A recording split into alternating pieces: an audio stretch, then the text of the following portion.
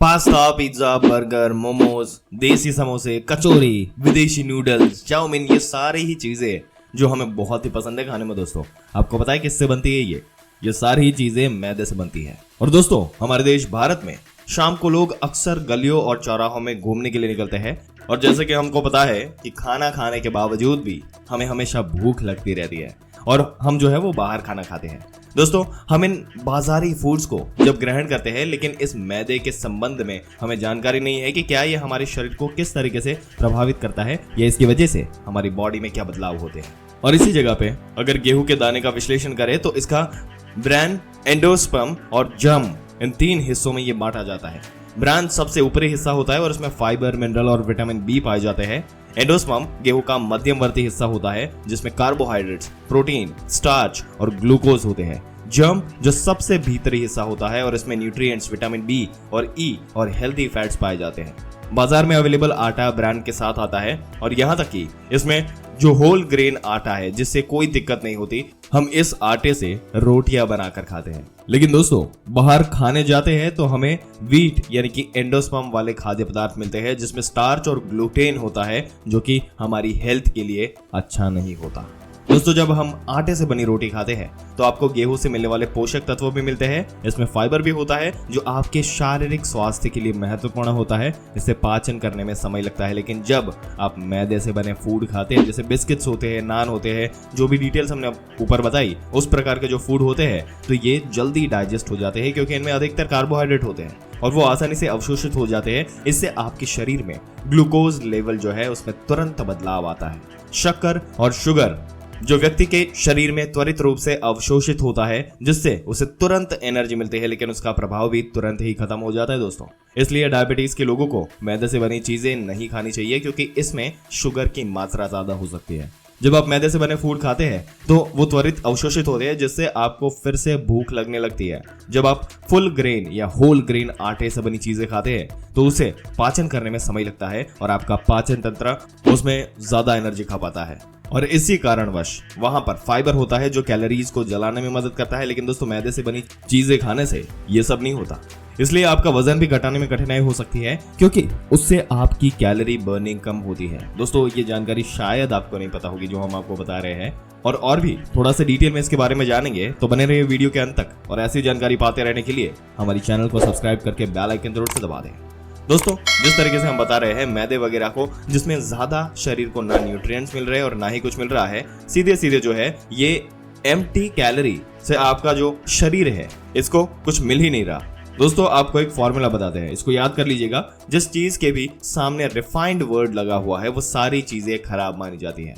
हम इन्हें जहर बिल्कुल नहीं कहेंगे, जहर नहीं है दोस्तों। Refined sugar, refined grain, refined oil, जितने के साथ में रिफाइंड लगा हुआ है ये सारी चीजें खराब है, जहर नहीं है, खराब है। बस मैदा खाना जहर नहीं है पर लिमिट में खाना चाहिए। और आज की तारीख में दोस्तों जो टोस्ट आती है वो तक मैदे से बनी रहती है। हर चीज में मैदा है और लोग पेट भर के उसे खा रहे हैं, भूख मिटाने के लिए उसे खा रहे हैं। ये बहुत ही खतरनाक है दोस्तों।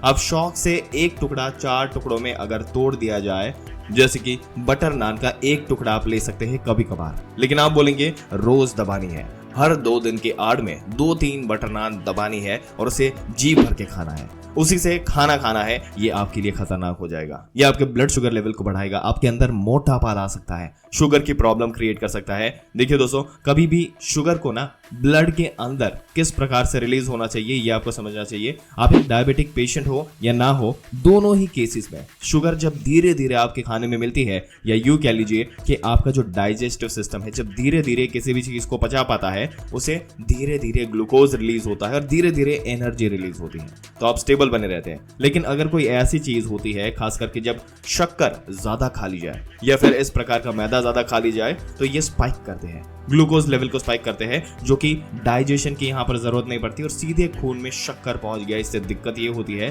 कि ये अचानक से आपके शुगर लेवल को स्पाइक करता है और ये स्पाइक आपके ऑर्गन को डैमेज कर सकता है। अगर आपके अंदर किसी भी प्रकार की बीमारी, अंडरलाइन डिजीजेस या फिर प्रोन है, या आपके अंदर कोई हिस्ट्री है डायबिटीज की, तो ऐसी कंडीशन में आप दिक्कत का सामना कर सकते हैं दोस्तों, बहुत ही सीरियस कंडीशन में जा सकते हैं लोग। और आने वाले सालों में अगर आप युवा है तो आपको ये समझना चाहिए कि वक्त बहुत तेजी से बीतता है, इससे आपको नुकसान हो सकता है। शुगर का जो लेवल है वो कभी भी अचानक बढ़ना नहीं चाहिए। शुगर को मध्यम स्तर पर बनाए रखना चाहिए और धीरे धीरे नीचे लाना चाहिए। खाने के बाद आपका एनर्जी लेवल जो है वो स्थिर हो जाता है। एनर्जी का तेजी से बढ़ना और शुगर का अचानक बढ़ना दिमाग को आनंदित करता है, पर दोस्तों ये खुशहाल एहसास देता है और पॉजिटिव रिफाइनमेंट पाचन होकर वो ग्लूकोज में बदल जाते हैं। पर दोस्तों हमें ये समझना चाहिए कि जब हम गेहूं के अंकुर, अंडकोश और एंडोस्पर्म को मिलाकर खाते हैं तो इससे हमारे शरीर को फायदा होता है। सिर्फ एंडोस्पर्म को खाने से नुकसान होता है, पर दोस्तों सिर्फ मैदे को खाने से भी ये समस्या रिफाइंड शुगर को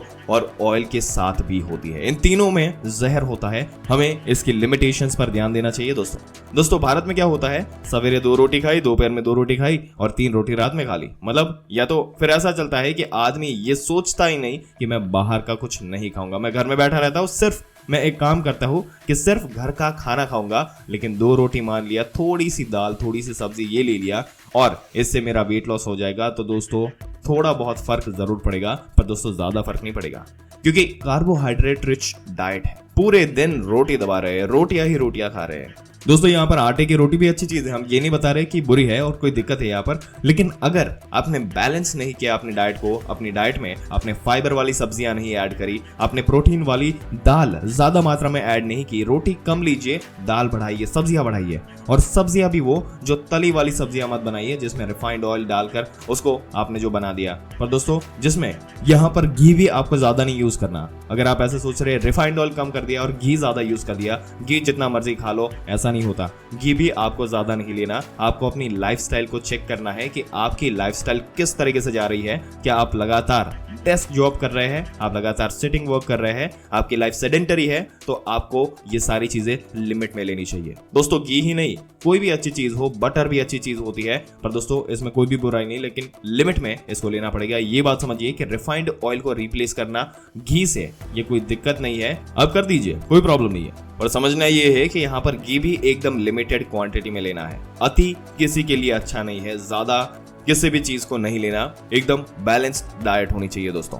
और दोस्तों वीडियो के अंत में आपको बेस्ट सजेशन देना चाहेंगे, अगर आप हमारी बात माने तो मैदे से जितना दूर रह सकते हैं उतना दूर रहिए। मैदा कोई बहुत अच्छी चीज नहीं है, शौक के लिए आप खा सकते हैं, पेट भरने के लिए नहीं, भूख मिटाने के लिए नहीं, और कभी भी मैदे वाले चीजों को बहुत ज्यादा लेवल पे नहीं खाना चाहिए दोस्तों। अगर आपको भूख लगे तो अच्छा इंडियन फूड जो है वो आप प्रिपेयर कर लीजिए, जिसमें रोटी चावल कम रखिए और सब्जियां और दाल को आप बढ़ा दीजिए। देखिए कितनी तेजी से आपका वजन गिरता है और देखिए कितनी तेजी से आपके शरीर में एनर्जी लेवल जो है वो सही होता है, कितनी अच्छी नींद आपको आती है, वो देख लीजिए। ये सब खा के सब कुछ एकदम बेहतरीन हो जाएगा। कार्बोहाइड्रेट कम रखिए, प्रोटीन बढ़ाइए, फाइबर को जगह दीजिए और फैट्स को बहुत ही समझदारी के साथ गुड फैट्स को इंक्लूड कीजिए अपनी डाइट में, और आप हेल्दी लाइफ जो है वो आप जी पाएंगे। दोस्तों आपके क्या विचार है इस मुद्दे के बारे में, जो हमने आपको डिटेल्स बताई उसके बारे में? अपने विचार नीचे कमेंट सेक्शन में जरूर से बताइएगा, और ऐसी जानकारी पाते रहने के लिए हमारी चैनल को सब्सक्राइब करके बेल आइकन जरूर से दबा दें।